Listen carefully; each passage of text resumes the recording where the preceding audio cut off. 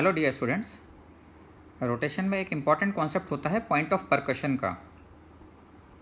इस पर based direct problems भी पूछे जाते हैं, तो इसको आज हम डिस्कस करेंगे। ध्यान से देखिएगा। The point at which rigid body should be hinged so that there is no impulse exerted by hinge on the body during collision is called point of percussion. For example, if we consider this object, कोई भी general shape की हमने एक body consider कर ली है। इस तरह से एक जनरल शेप की एक बॉडी है और इसको हमने किसी एक पॉइंट पर हिंज कर दिया है। इस तरीके से इसको हिंज किया है इस पॉइंट पर हमने कि सेंटर ऑफ मास से इस हिंज का डिस्टेंस a है और कोई पार्टिकल आकर कोलाइड करता है किसी पॉइंट B पर सेंटर ऑफ मास से, तो impulse is acting at A distance B from centre of मास। ऐसे केस में हम ये एज्यूम करके चल रहे हैं कि हिंज का इम्पल्स ज़ीरो है। अगर हिंज का इम्पल्स ज़ीरो है तो ऐसे केस में ये अगर ओमेगा से रोटेट करना शुरू करता है आफ्टर दिस, तो ऐसे केस में हम linear impulse equal to change in linear momentum और angular impulse equal to change in angular momentum दोनों अप्लाई कर सकते हैं। तो सेंटर ऑफ मास की वेलोसिटी अगर मैं VCM मान लेता हूँ after collision, after this impulse is applied, तो एक इक्वेशन तो आप सीधे सीधे लिख सकते हैं linear impulse equal to change in linear momentum, that is velocity of centre of mass. और बिकॉज ये प्योर रोटेशन हो रहा है, हिंज किया हुआ है ऑब्जेक्ट को, तो VCM can be written as A into omega, because A radius में रोटेट कर रहा है सेंटर ऑफ मास, तो this can be written as M A omega. ये हमारी इक्वेशन मान आ जाती है linear impulse equal to change in linear momentum. और सेकंड इक्वेशन हमारे पास आ जाएगी angular impulse equal to change in angular momentum. Angular impulse should be equal to change in angular momentum. Change in angular momentum. तो अगर हम ये वाली इक्वेशन लगाते हैं angular impulse equal to change in angular momentum, तो क्या equation आ जानी चाहिए J into A plus B। ये एंगुलर इम्पल्स हो गया। Linear impulse into perpendicular distance from hinge is angular impulse, that is equal to change in angular momentum.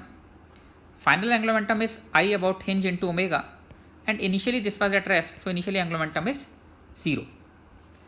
So this equation comes out to be J into A plus B equal to I about hinge can be written as ICM plus M A square, parallel axis theorem हमने लगा दी, into omega. If radius of gyration is K, then ICM can be written as MK square. So this equation comes out to be J into A plus B is equal to MK square plus MA square into omega, where K is radius of gyration about center of mass. This is radius of gyration about center of mass. So from equation 1 and 2 what result we get, हम 2 divided by 1 कर देते हैं। तो 2 divided by 1 अगर हम करते हैं तो हमारे पास क्या रिजल्ट आएगा, ज़रा ध्यान दीजिए। J into A plus b है और ऊपर J है, तो सीधे A प्लस बी बचेगा लेफ्ट हैंड साइड में। A plus b is equal to right hand side में M into k square plus A square omega, M k square plus A square into omega divided by M A omega. ये आपके पास equation आ रही है। आप देख सकते हैं M omega और M ओमेगा कैंसिल हो जाता है और A square plus a b comes out to be k square plus a square, और एक बहुत सिंपल सा रिजल्ट आपके पास आ जाता है k square is equal to a b. इस k square is equal to a b is the result to calculate where body should be hinged so that hinge reaction force is 0. For example, if I consider a rod of length L and mass M, and suppose this rod is hinged at one end. Now in this case, if hinged is at one end, we can say A comes out to be L by 2 because center of mass का distance hinge से A by 2 होता है। अब कहाँ पर आपको एक impulse लगाना चाहिए J, अगर मैं डिस्टेंस यहाँ से B मान लेता हूँ तो हमारे पास रिजल्ट क्या आना चाहिए, K square is equal to A into b, that is equal to L by 2 into B. Now here K equal to K कितना आएगा, M K स्क्वायर ये आपका सेंटर ऑफ मास के अबाउट मोमेंट ऑफ इनर्शिया होना चाहिए rod का, जो कितने के बराबर होता है, ml²/12 के बराबर होता है। तो हेयर k² इक्वल टू कितना आ गया, k² is equal to l²/12। और इसकी अगर हम वैल्यू पुट कर देते हैं तो l²/12 should be equal to l/2 into b, and we get b is equal to l/6।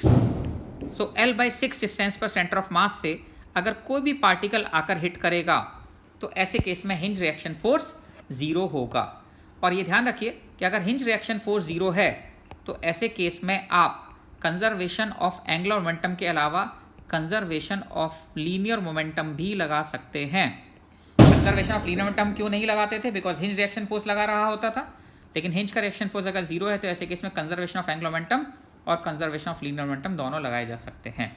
तो बेसिकली आपको इंपॉर्टेंट ये फॉर्मूला ध्यान रखना है, k² is equal to a into b, where k is radius of gyration about centre of mass, a is the distance of centre of mass from hinge, and b is the distance of that point at which impulse is applied from centre of मास।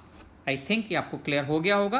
बहुत छोटी सी चीज़ है but बहुत important है, ध्यान रखिए इसको। इस पर बेस्ड डायरेक्ट प्रॉब्लम्स आते हैं। Okay, enjoy your day.